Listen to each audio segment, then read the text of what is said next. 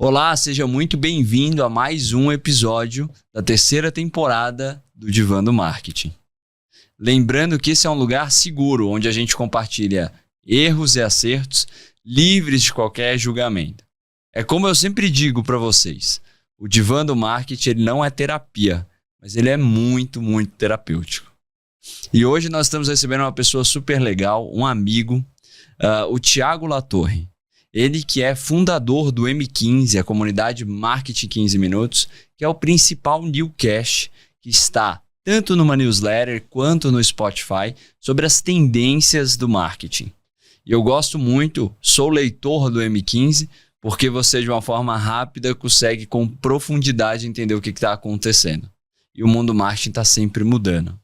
Além disso, o Thiago também é um representante na América Latina da consultoria de posicionamento global RIS. Ele também vai falar um pouquinho sobre. Thiago, prazer te receber aqui. Estou muito animado para o papo. E eu quero começar te perguntando o que te traz para o Divã hoje? Cara, é interessante essa pergunta. Primeiro, muito obrigado pelo convite, né? É interessante a pergunta porque na RIS, o meu preceptor lá, né? Um cara assim que é meu mentor dentro, é um cara já de cabelo branco, muito idoso. Ele fala que o que a gente faz lá é terapia para marcas, né? Ele tem essa visão. Eu acho que é muito interessante essa brincadeira com o Divã por isso. E eu acho que eu tenho me preocupado com o destino que o marketing está tomando. É um bom ponto para um divã. É um bom ponto para um divã. Eu trouxe um artigo, um relatório, é um tema recorrente no M15, que o marketing está perdendo cada vez mais poder estratégico. Então, é estranho você pensar isso. A gente está ficando mais eficiente. Essa semana que a gente está gravando agora, saiu uma notícia, né, de que aumentou a eficiência e perdeu a efetividade o marketing. Ou seja, a gente está aumentando o ROI e está perdendo lucratividade no final.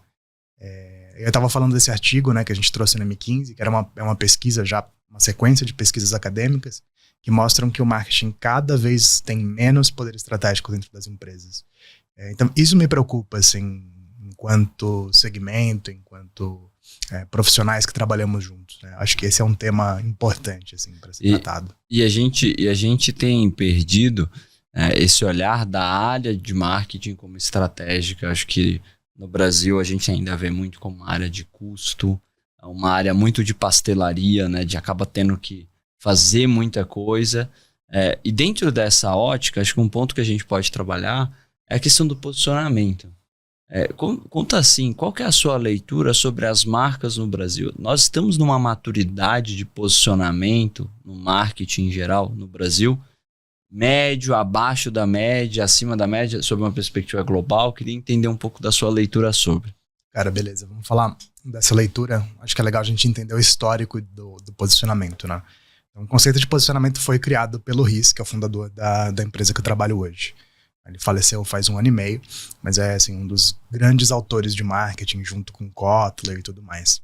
Quando o RIS e o Jack Trout, lá mais ou menos na década de 70, criaram um conceito de posicionamento, ele partiu da necessidade de cortar o clutter, né, sair assim da bagunça que era a mídia. Então tinha muito anúncio na TV, muito anúncio na revista. Como é que você faz para se sobressair disso? Como é que você faz para, enfim, aparecer, chamar atenção? Então o posicionamento ele começou aí. Tá? E aí quem foi um pouquinho mais esperto pensou, mas isso não é algo mais antigo? Tipo, isso não faz parte do Unique Selling Proposition, por exemplo, que veio antes, acho que da década de 40, por aí, lá do Russell Reeves. Faz, mas o que o Rees colocou de ponto-chave é que assim, não adianta você fazer um posicionamento da sua cabeça. O posicionamento ele precisa vir do mercado. Então, tem muita história famosa, assim, mas era uma que eu gosto muito de contar aqui do Brasil, que eu escutei na faculdade de marketing, era do Maguila, né? Tinha uma cerveja que era considerada, na época, assim, não tinha nada politicamente correto, era considerado cerveja de viado, né? Era o que o pessoal falava. E aí os caras contrataram Maguila, né? E aí o que aconteceu? O Maguila passou a ser considerado homossexual. E não a cerveja perdeu essa imagem, né? Uhum. Então, o posicionamento ele é muito legal, assim, no conceito do Al-Riz, né, lá na década de 70, porque a mudança que ele fez foi justamente essa. Tem que vir do mercado. A gente precisa entender quais são as posições de mercado para entender qual que a gente ocupa hoje e qual que a gente quer ocupar para poder direcionar isso para aquele caminho. E não pode ser um degrau tão grande, né? Se quiser ir contra o que as pessoas pensam da marca, já vai dar ruim. Você precisa achar os caminhos para transitar ali. Isso acho que é um ponto muito interessante, porque ele nos lembra da essência do marketing, que é o intuito de posicionar, de levar esse produto, essa empresa para o mercado. E não tem como a gente fazer isso sem a gente saber o mapa do mercado e sem a gente escutar o que as pessoas estão pensando, o que elas estão achando. Muitas vezes o marketing acaba falando por conta própria, como para si próprio, né? E não se preocupa tanto com social listening ou com percepção de marca, com como que dentro da comunicação a pessoa está recebendo essa comunicação, né? Como que ela está te percebendo, né? Você acha que no Brasil os times de marketing, eles estão com tempo para olhar para essa percepção de como eles estão sendo percebidos de todo esse universo de comunicação que a gente faz? Boa. Eu vou até voltar um pouquinho na história, porque assim, você falou de comunicação, né? E comunicação é uma parte do marketing. E de fato, o que a gente comentou lá no início daquela pesquisa, o marketing está virando tarefeiro, assim, né? Você vai fazendo cada vez mais tarefas, você é responsável por entregar o ROI, por exemplo, mas você não está conectado com as métricas de negócio, com os objetivos de negócio. Aí vai perdendo justamente esse valor estratégico. Então você perguntou especificamente do Brasil, tá? Tem um paradoxo ali. Uma pesquisa que eles fizeram com o pessoal de marketing no Brasil, o pessoal sente que o marketing está sendo mais valorizado. Apesar de todas as pesquisas globais mostrarem que no mundo todo o marketing está sendo desvalorizado estrategicamente. Então fica aquela questão, será que o Brasil é especial mesmo e o marketing está valorizado? Ou será que a gente está ficando encantado de estar fazendo as coisas ali na correria do dia a dia e a gente não está percebendo que a gente deixou de ganhar esse espaço, deixou de se valorizar e deixou de crescer, né? Então, você perguntou especificamente do Brasil, tem esse paradoxo. Ou somos um berço dourado, sim, e aqui o marketing tá super valorizado.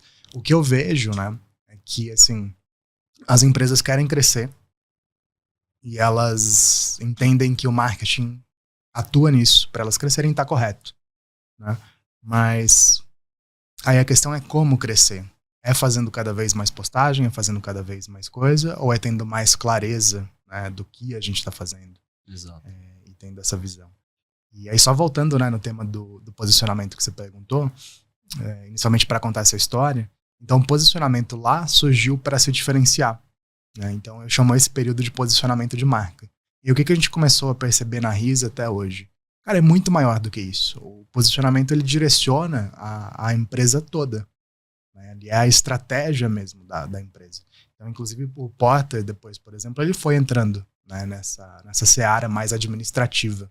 Ele pegou esses conceitos de posicionamento e transformou em posicionamento competitivo, né? Então, acho que faz muito mais sentido o marketing, como mercadologia mesmo, né, como você se insere no mercado, ter o tempo para isso. Aí a questão é se a gente está olhando para isso ainda ou se a gente está deixando de lado esse tipo de trabalho. Muito bem observado, porque o posicionamento ele precisa ser fundamentado, né? Ele precisa ser uma verdade. Uma vez que você escolhe a jornada que você quer trilhar no mercado, não adianta você falar que seu produto é bom e não é. Não adianta você falar que o seu diferencial vai ser X e aí quando a pessoa vai experimentar ou ter um contato, esse X não é uma realidade, né? E acho que para a gente fechar esse assunto de posicionamento, é interessante para quem está nos ouvindo a gente falar sobre quais são os principais erros. Assim. Aproveita que você está no divã, que você está bem relaxado e fala assim, conta pra gente esses principais erros de posicionamento que você vê.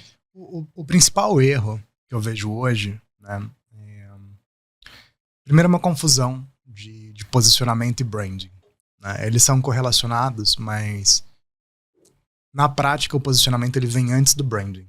Ele é meio que um guia geral de qual que vai ser, pelo menos o posicionamento estratégico, né? Qual que vai ser a direção ali daquela empresa, daquela marca no mercado. Né? Então, o branding depois se manifesta em outros aspectos disso, mas precisa desse direcionamento, que é um direcionamento de negócios quase. Sim. Então esse é o primeiro erro que eu vejo no mercado. O pessoal falar que faz posicionamento e na prática não faz, né? Então é muito... E o segundo erro que eu acho é fazer o posicionamento da sua cabeça e não do mercado, assim. Então eu vejo muito isso. Cara, eu vejo um pessoal novo que é bom, assim, de branding, vamos chamar, vai... E aí eles fazem, tipo, guias de marca, manuais de marca com manifesto, expressão, tom de voz, tudo mais. E saiu tudo da cabeça deles. Né? Saiu tudo... Ah, não, mas eu conversei, não foi da minha cabeça, eu conversei no briefing ali com um cliente, conversei com alguns clientes. Mas tem que ser mais profundo do que isso, assim.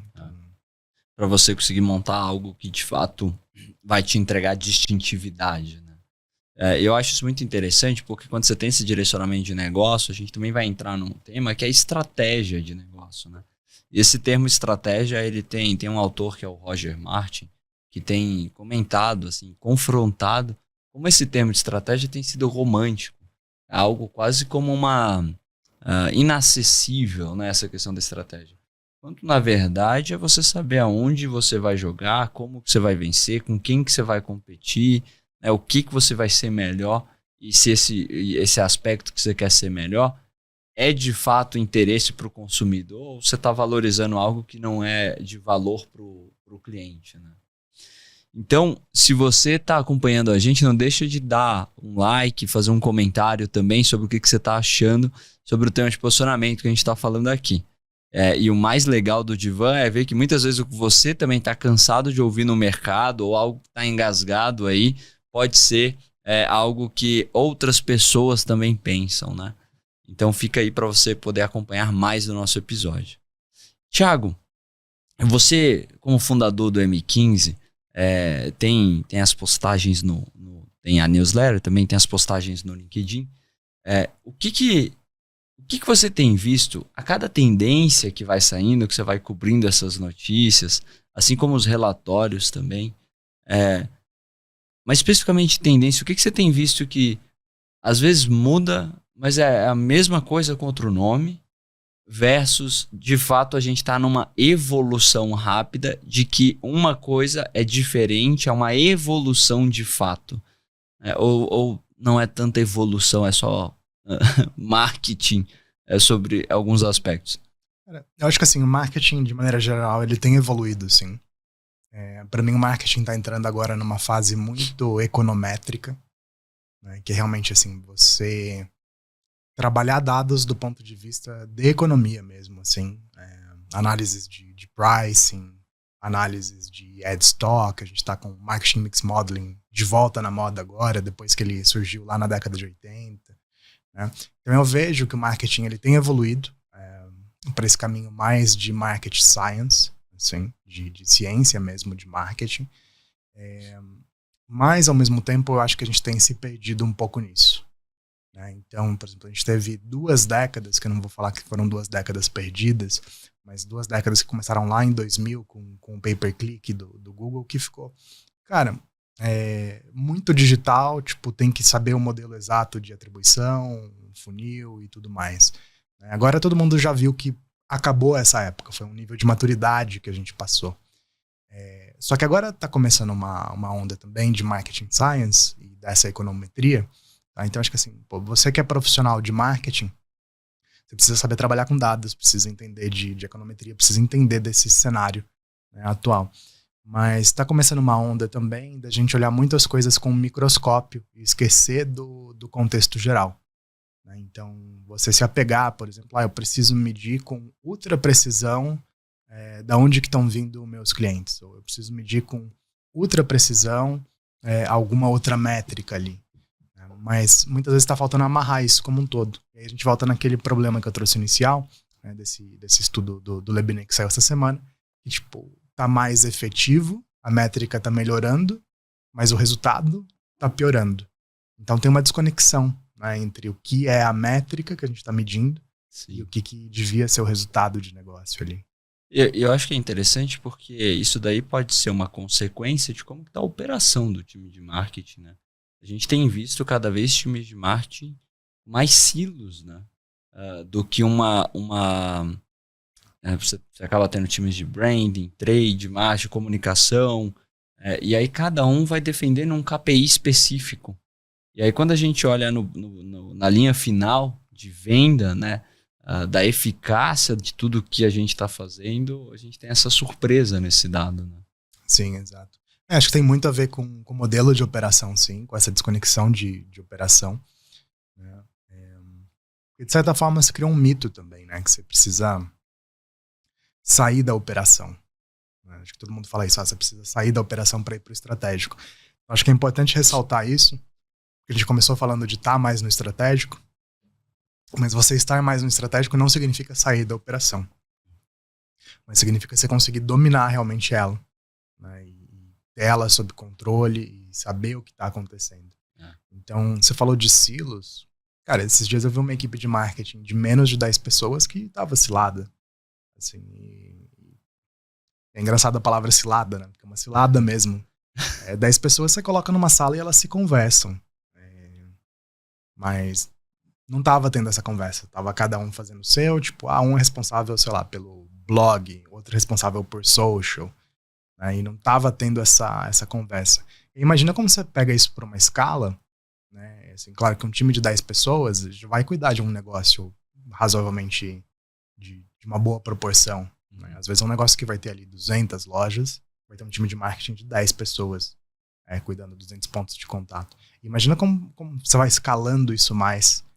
O quanto você vai perdendo, né, de atrito, de informação, de clareza.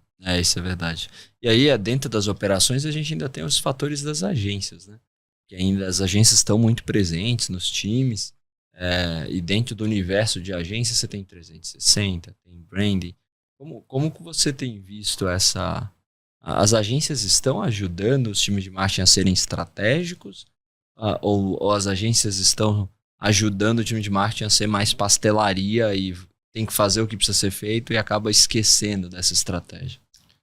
Cara, as agências, assim, existem muitos níveis de agência. Né? Então vamos deixar claro que a gente está falando de agência, que é a grande maioria do Brasil. Na grande maioria do Brasil, assim, não lembro a porcentagem, mas lá no M15 tem. Mas a grande maioria das agências no Brasil são um time de 10 pessoas que atende até 10 clientes. Tá? Então, normalmente tem a estrutura clássica, né? Atendimento, planejamento e tudo mais. E eu acho que está numa mudança drástica agora, que muitas agências ainda não perceberam. Muitas já perceberam, então se adaptando, e muitas ainda não. Né? O que é essa mudança drástica? Primeiro, em relação ao modelo de negócio. Né? Que nem a gente aprendeu, eu fui educado no mercado há um tempo atrás com investimento, que assim, quem tá te vendendo muitas vezes tem um outro interesse. Eu já tive agência, e eu já passei por esse paradigma. Eu ganho quanto mais trabalho eu faço. Então, é que nem contratar pedreiro na diária, né? Exato. Quanto mais trabalho ele vai achar trabalho para fazer. Exato, vai achar trabalho para fazer. Eu acho que esse é um problema das agências hoje, esse modelo de cobrança. Não sou só eu que trago isso. Você teve, por exemplo, acho que foi o CMO da Mastercard, no começo do ano, defendendo a ideia de que as agências devem cobrar por resultado e não por tarefa. Por desdobramento, por exemplo. Não por resultado.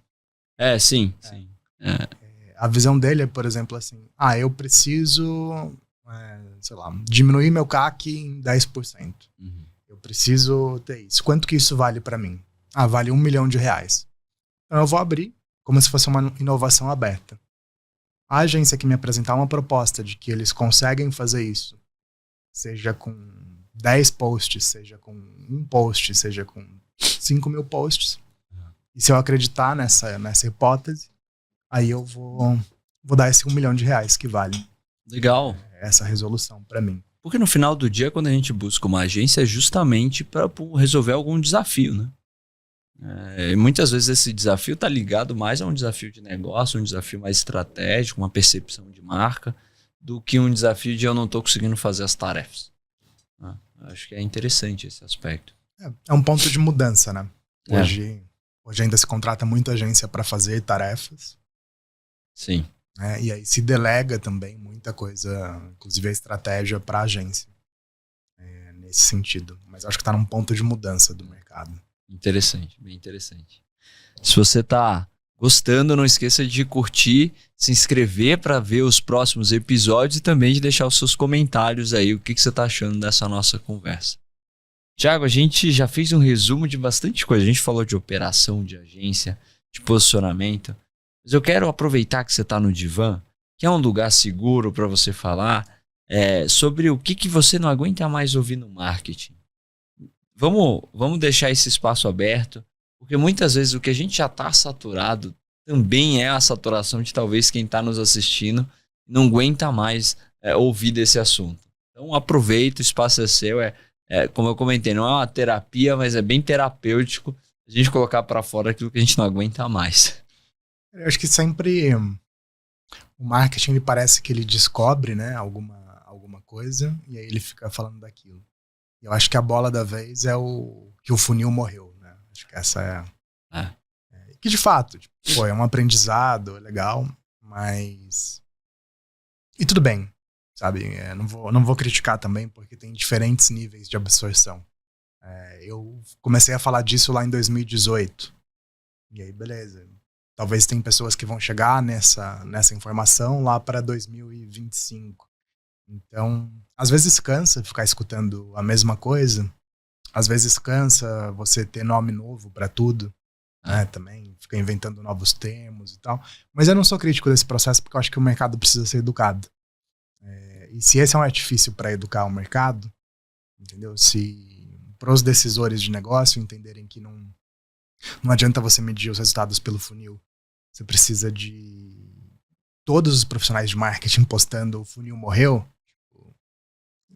Que assim seja, sabe? Se é isso que vai nos ajudar. Mas será que esse movimento cíclico, né, de novos nomes, formas geométricas, não nos distancia dos fundamentos de marketing? Talvez não crie uma percepção equivocada do tipo, então marketing é só funil? É só geração de lead funil?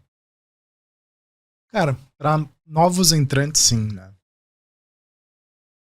O pessoal que entrou na época do inbound, né? Que o inbound marketing foi a grande coisa há uns anos atrás. Para esse pessoal, marketing era só inbound. Hoje a gente está na era do social first, né? Assim, para quem está entrando no marketing agora, o marketing é só postagem em Instagram e patrocínio no Instagram e tudo mais. Então, eu acho que só para quem é despreparado e que isso se torna verdade, assim. Para quem está acompanhando o mercado, acho que nós como profissionais de marketing precisamos entender. Se a gente tem um produto, a gente não lança novidade nesse produto o tempo todo para fazer isso circular. Isso não é um recurso de fazer aquele produto circular no mercado, né? Então acho que a gente tem que entender isso como parte de uma estratégia, de uma técnica do próprio marketing para ganhar mercado. Para reafirmar sua relevância, né? Para reafirmar sua relevância e para se atualizar também, né? Então, faz sentido falar que o funil morreu? Não faz sentido nenhum. Mas, considerando o que você falou, que 90%, mais de 90% das empresas, inclusive, tratavam inbound como a sua principal tática de marketing, aí faz sentido. Você está promovendo ali um novo movimento, né? Sim. Então, eu sei que hoje se fala muito, tá na moda, né? Falar mal de novo termo, tá na moda falar mal de tudo isso, mas não é uma coisa que me incomoda, não. Sim. E quando a gente olha sobre fundamento, marketing estratégico, aquele marketing que olha pricing, aquele marketing que define o posicionamento, como a gente falou, de uma forma ampla, esse é uma realidade, esses times, com base, você trabalhando, né, como consultor, você olhando também as marcas e as relações que você tem no Brasil, o quanto isso é uma realidade dentro do mercado brasileiro para médias empresas, grandes empresas nacionais? É pouco, assim. Tem perdido essa relevância realmente. Aí vai depender muito de quem você fala. Então, se você fala assim com grandes empresas que são multinacionais e vieram da escola mais antiga, o marketing tem esse papel estratégico mesmo. Uhum. Né? Em médias empresas, eu vejo muito mais como um subordinado a vendas. Interessante. Tipo, o papel do marketing é gerar demanda para vendas. Né? Então, Vai ter muita gente se identificando agora, né? Do tipo assim, tá, mas marketing não é isso, não é só isso, né? É. Legal. não é só isso. Não é só isso. Muito Mas, bom. assim, tem muitos níveis de marketing, né? Então também não tem nada errado você trabalhar num dos níveis, e é o que a gente falou. Eu acho que não adianta você querer dar o salto direto pro estratégico. Exato. Né? Tem uma jornada, né, a se passar, né? É uma jornada a se passar. Você tem níveis diferentes de hierarquia. Só que o que eu vejo é que as pessoas, o marketing como um todo, ele tá conseguindo até passar dos primeiros níveis. Às vezes não com a maturidade que precisava. Mas nesse nível de conectar o marketing com o valor econômico, com o valor de negócios, parece que é algo que é um desafio mais sistêmico. Você tem, por exemplo, casos de empresas que trabalham a operação muito bem. Né? Acho que na Deskify você atende clientes que usam Deskify e tem tipo, uma operação de marketing redonda. Então existem casos disso, existe benchmark. Sim. Se eu quiser, tipo, resolver esse problema de operação e fazer uma operação muito bem feita, eu consigo achar alguém para conversar que vai me ensinar, tipo, o passo a passo do que fazer para eu chegar lá. Essa parte de econometria, de como é que a gente associa o marketing ao resultado econômico, aí é mais difícil. Eu não sei se tem alguém no mundo que eu vou ligar hoje e falar, pô, fulano, como que eu provo aqui pro meu CEO, pro meu board, que essa ação está dando esse resultado econômico para a empresa. Né? Então, tanto que você vê as pesquisas acadêmicas de marketing hoje, a maioria delas são nesse sentido, de tentar encontrar relações, e é muito do que eu trago no M15. Né? Quanto que esses dias eu trouxe, por exemplo, quanto que afeta de fato você usar marketing de causa, você fazer uma doação para uma ONG na sua campanha. Isso tem correlação com o seu resultado financeiro final?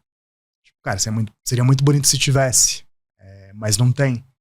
Mas achou uma correlação que sim, as campanhas funcionam melhor. Então vale a pena fazer isso? Vale a pena fazer isso. Mas esse tipo de resultado, ele ainda é muito novo no marketing. A gente está começando a descobrir isso agora. Interessante. Né? Interessante. E aí, tem muita empresa querendo descobrir isso sozinha também. E aí o próximo ponto é, será que faz sentido ou é uma coisa global? Eu sou uma empresa de médio porte, eu sou uma empresa de grande porte. Vale a pena eu fazer uma pesquisa para saber se o marketing de doação dá esse resultado para mim? Ou é mais fácil eu pegar uma pesquisa que já foi feita e... mas no meu caso vai ser um pouco diferente. Claro, é sempre um pouco diferente, mas será que esse pouco diferente vai justificar você deixar de ter um efeito positivo, você deixar de estar focando em crescimento, deixar de estar focando em negócio, só para você ter aquele dado específico ali de comprovação? Então, essa é uma escolha, né, que a gente tem que fazer assim dentro do marketing. E a gente também não pode se distanciar muito da rotina caótica do time de marketing, que tem que atender a outras áreas da empresa, que fica muito subordinado a vendas na parte de geração de lead. E aí aqueles projetos um pouco mais estratégicos vão ficando de lado. Assim. Então, quando você olha para você fazer uma pesquisa de atribuição de campanha interna, assim, a leitura que eu faço é que isso daí vai ser um assunto que infelizmente vai ficando na gaveta. É aquele projeto que a gente quer fazer, é importante, mas a gente nunca consegue chegar nele. Né? Eu acho que isso é bem complexo, né? Porque no final do dia, quantos projetos importantes ficam na gaveta porque a gente não consegue chegar neles, né? Esse é um ponto, acho que é um ponto importante, assim. Você só consegue ter tempo para ser estratégico quando você realmente está com a operação sob controle. Né? E ter operação sob controle não significa que você está negligenciando ela. né? Não significa que você está deixando ela de lado. E eu acho que entra um ponto hoje da tecnologia também, né?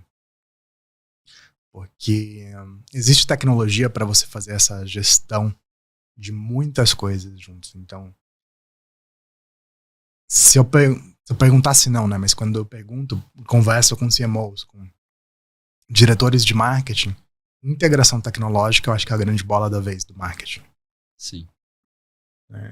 Como é que eu faço todos esses sistemas que eu tenho conversarem? Como é que eu faço todos esses dados que eu tenho conversarem? Como é que eu unifico isso para realmente ter essa gestão ali, né? Para você orquestrar, né? Porque a gente teve isso, se a gente olhar a Martech, a pulverização de ferramentas é absurda, né? E aí já era grande, né? Então já vinha crescendo quase numa escala de 100 vezes no período de 10 anos, salvo engano.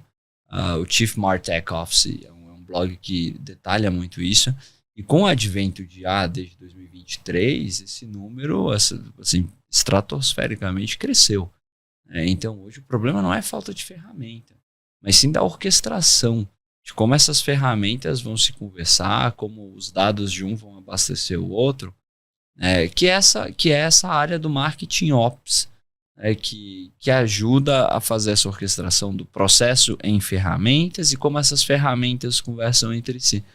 Quando você conversa com esses diretores de CMO, hoje essa área de marketing ops, as pessoas estão pensando ou é uma percepção mais ainda daqui a pouco a gente vai ter que resolver isso? Existiu essa discussão, né, de marketing ops, mas acho que ela foi alguns anos atrás e não pegou. Eu acho que é uma dessa ideia de termos, né, que a gente fala do marketing. Uhum. Tipo, cara, esse é o problema que a gente tem. Vamos criar um nome para isso, então, e ver se pega, né? Sim. Então, a ideia de marketing ops, eu acho que ela é importante, sim, mas acho que ela não pegou com esse conceito. Mas a parte de Martech, tipo, integração tecnológica, independente da gente dar nome, eu acho que hoje é um dos pontos centrais ali. Da vida dos diretores de marketing, dos líderes de marketing e tudo mais. Então, tudo, desde como é que você faz a produção das peças, de como é que você gerencia a demanda, de como é que você coleta dados, como é que você verifica as coisas. Então, e acho que é muito óbvio, né? Assim, também, o mundo faz parte disso agora, né? Então, em algum momento, a nossa operação precisa ser toda dessa maneira. Isso é verdade.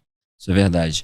E acho que dentro dessa conversa de ferramentas, assim, uma coisa que, pelo menos eu tenho visto quando trabalho com os times de marketing, é o quanto eles não têm a liberdade de escolher a própria ferramenta.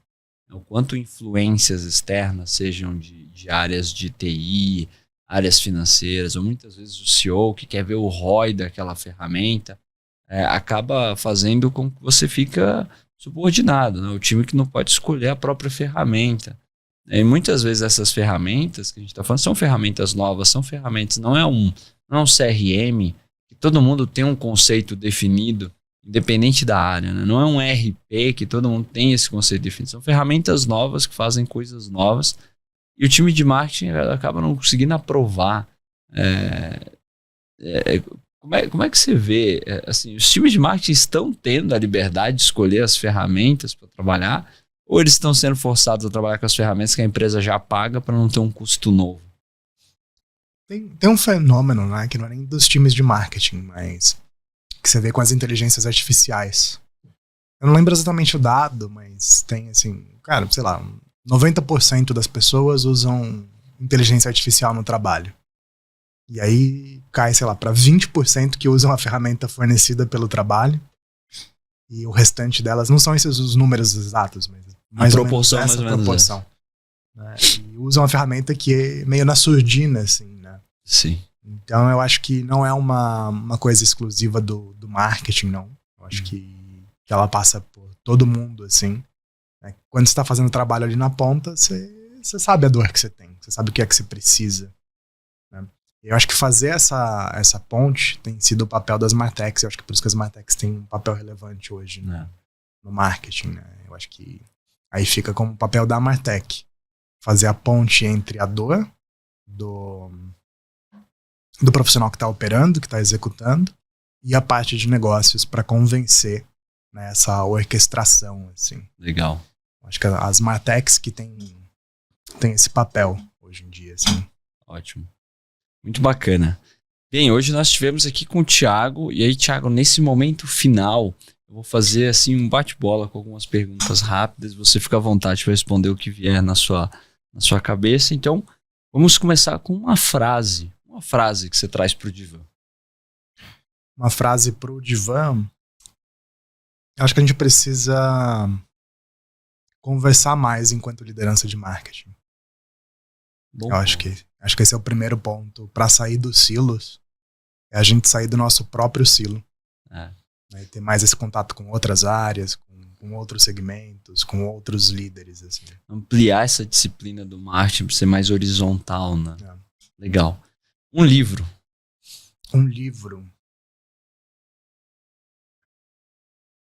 Eu acho que tem um livro que é muito importante nessa fase econométrica do marketing. Não dá para pegar ele como uma bíblia, mas não dá para você deixar de ler. Que é um livro do Byron Sharp. Eu não lembro o nome agora, mas você vai encontrar ele por uma pasta e uma escova de dente desenhadas, assim. O mais famoso dele é o How Brands Grow. Sim. Tá? Mas tem um outro que ele fez para ser didático, para ser de faculdade.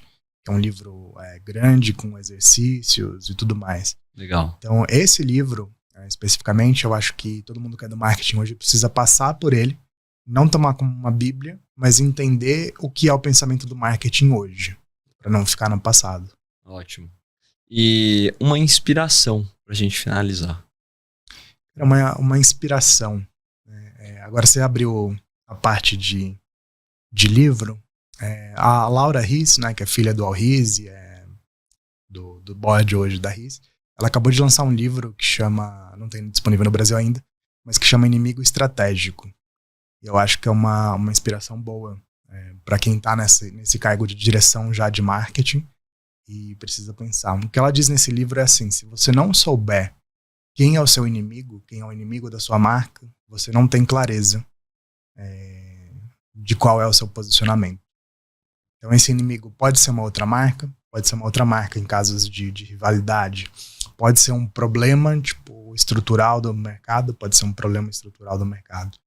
Mas essa fica uma inspiração, assim, pensar. Legal. Quem que é o inimigo da sua marca hoje? Ótimo. E Thiago, para quem está nos acompanhando, como que essas pessoas podem te encontrar, podem conhecer mais do M15? Fica à vontade para colocar aí seus recados finais. Acho que o melhor canal é o m15.com.br.